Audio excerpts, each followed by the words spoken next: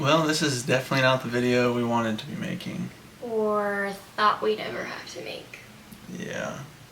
And it's just kind of frustrating. But we'll just skip right to it. That way we don't drag you along. But turns out Taylor's not giving her kidney as much as she wanted to, and they already told us she could. Yeah. Honestly, I'm pretty sad and angry right now, and so I'm going to be careful with my words just because I don't want to say something that I might regret later on. We were told back in March that UW and Children's had talked, they'd met at a conference, and they had both said, yes, we are good to move forward. I was a perfect match for him. We were just waiting on weight. So that's what we shared. That's what we were under the assumption of. Until this week when we got that kind of cryptic thing that the surgeon-in-chief wanted to sit down and meet with us about Soly. And if we're honest, I think in our heart of hearts, we hoped it meant the transplant was coming, right? Like, that seemed, that seemed like the logical thing, because with the information that we had been given, he was getting really close to being ready for it. But the first thing the doctor said when he walked in is, so I wanted to explain to you why you can't give your kidney to your son. And we're like, wait, what? And he started explaining things that made it sound like she was giving the duplex kidney. If you've been following, you know that one of her kidneys is a duplex kidney that's ginormous. And then the other one was normal. So he was saying there's like 2 arteries, multiple vessels, and all this stuff. And we're like, wait, they told us that she's keeping that kidney and giving the small one. And he's like, oh no, they're both, they both have anomalies to them. The double kidney has the 2 ureters and 2 arteries. And 2 kidney forms. Yeah, but the other side, I guess, also has 2 arteries and some extra vessels or something. Yeah, and it sounds like if I was donating to an adult, it would be a non-issue because it's still a healthy functioning kidney. It just has 2 arteries, which is also interesting because when we look back at the CT scan results, it says 1 artery. So I don't know where the confusion is, but apparently when you're donating a kidney to a child, there's not enough space to connect 2 arteries. There's only space to connect 1. So he said, realistically, this was never going to happen unless Soly was an adult. And he was confused why we didn't know that. Yeah, because he's the head guy, and apparently the people underneath him never, made a mistake. Or someone at UW made a mistake, but that being said, we still love Seattle Children's. I mean, they saved his life. Yeah, we're not going to trash talk them. It's just there was a big miscommunication because in his mind, he knew back in February that it was not going to happen. But Taylor's still doing urine samples. I'm still as doing of stuff 3 days ago, saying that it's happening. And honestly, he was angry too. Because he said this shouldn't happen. Like a miscommunication of this size with this expansive time. I mean, it's been 4 or 5 months. Yeah. We could have found someone else in that time. You know, like, this should not have been a conversation that he was having. And it wasn't what he was expecting to have. He just wanted to give us more education on why they might want to look at other options, even a deceased donor, things like that. And so I felt bad because I started crying at the appointment and he was shocked. We were shocked. Everybody was just like, this really stinks, right? Like, yeah. And then here's the other bad news. Oh yeah. We were going in there thinking, oh, Soly's grown a little bit, maybe they want to do it now. Not even close. He was like, he's way too small. And what's hard about it too is, so Billy, like, we have been very honest, like, just saying, can you tell us, like, for Soly, what does he need? Like, is it weight? Is it height? And so all along we've been told his height was pretty much there. Like 81 centimeters was the goal. He's 80 centimeters. And weight, they wanted him to 12 kilos. So we're thinking, just got to gain 1.5 kilos basically to get there.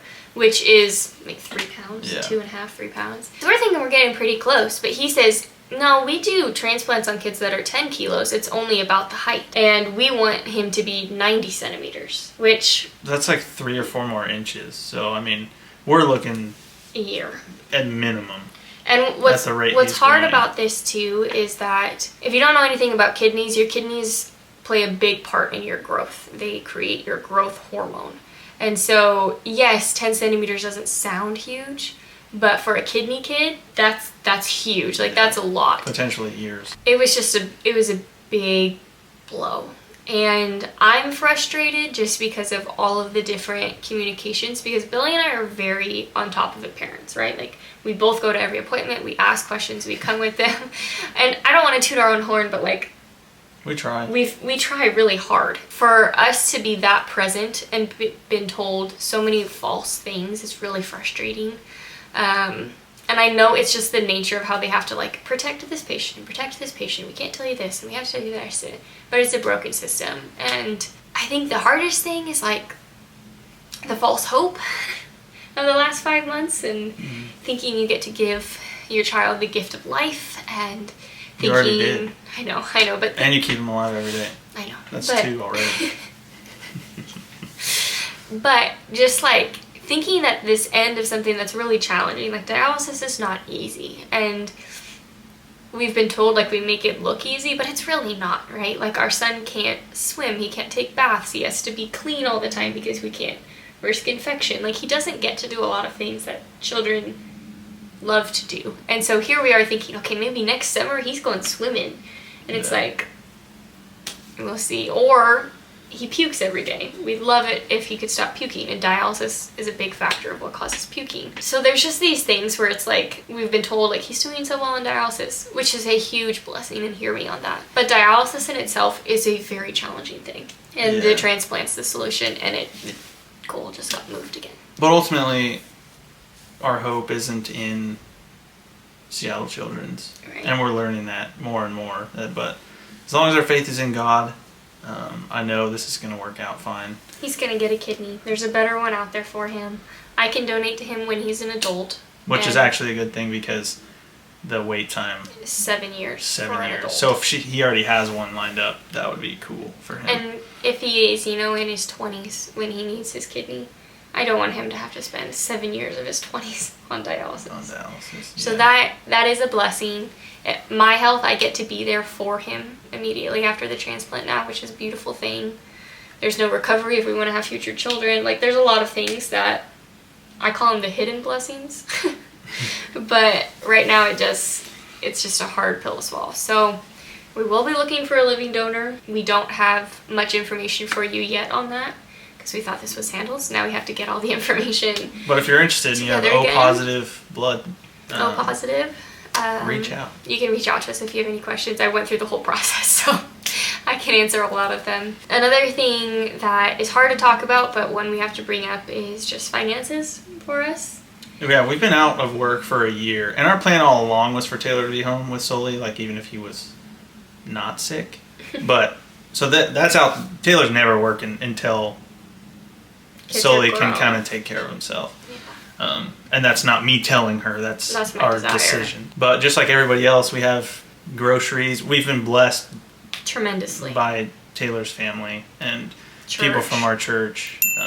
But her parents have been, I don't know what we'd do without them, honestly. But we don't pay rent. We get to live in their house. They gave us like 4 bedrooms to spread out. But we don't want to just rely on them for everything in our life, So I'm working part-time in the fall, teaching actually, which is pretty cool. Kind of like my dream job. So this gives me an opportunity to do that. Pour to some more kids. But yeah, we've got car insurance, phone bills. The things. Student loans. I mean, you guys all know what student loans are like, especially going to a private Christian school. And then we need to be saving for when the transplant comes, because we'll both be out of work for minimum 6 months. So if the transplant's not for a year, we're a year and a half out from me having enough time in the day to do a full-time job. So that's 2.5 years of no full-time work. Yeah. And I'm trying to get little side things here and there. We're trying to create these side incomes just to tie the pieces together.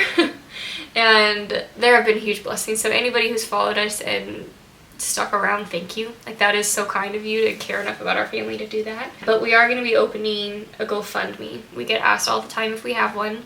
And we haven't to this point because we were trying to do it on our own. And so. But you can imagine after a year of no income, savings goes. Yeah. So we're okay. We're not going on the streets. We're not going on the streets. Her family will not let us on the streets. My family would not let us on the streets. Yeah. But we have expenses just like everybody else. For those people out there that are wondering why Taylor can't just take care of Soly, 1, dialysis in the morning and night. There's no, you can't waver from the time. Like, it's got to be the same. 10 hours, yeah. Yeah, so that's hard to get a full-time job, because if you got to work extra hours, it's like, sorry, I got to go home. You could never work late or go in early. Yeah. Or and then also have a job that didn't start later than 9:30 in the morning. Yeah, but like Taylor said, we make it look easy, but in reality, Soly is more than a full-time job, and there's so many things to remember, so many things you got to double check with meds and to order food and all therapies, the ordering. appointments. It's a lot. I don't feel like, as a husband and what it means for a husband to love his wife, I don't think that I should be working full-time. It's hard to even work, like go out for like a few hours, and like there's just so much that goes on, and we don't show a lot of that kind of stuff. But anyways, that's where we're at. Thank you for always watching and supporting us. If you can't donate money, that's totally fine. Pray for us, pray for Soly, pray that we find a kidney. And another way to support Soly is just watch these videos, share his testimony, and we are partnered on YouTube, so if you watch, we get like 1/10 of a cent, so that's cool. Well, isn't it 10 cents? I don't think it's 10 cents a view.